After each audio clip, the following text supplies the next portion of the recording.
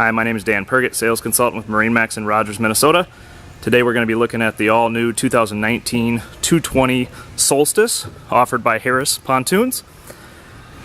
This interior is a desert camel interior. It has pillow top furniture, which is nice and comfortable. Here in the armrests we have cup holders, which is nice to be able to veg out and relax. This layout is considered to be the SL layout, which is referred to as a single lounger. It's a single lounger because you have a wraparound bench here in the back. And then off to the very back here, if you flip this seat forward, you can actually veg out here legally and sit while underway. This boat is powered by a 150 horsepower Mercury engine.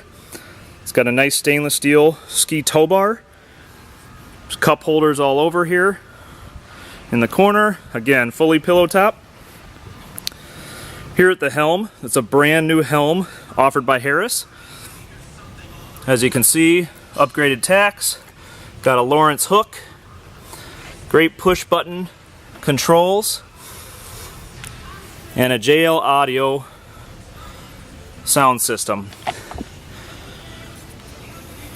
In this compartment here is a dressing room which flips open.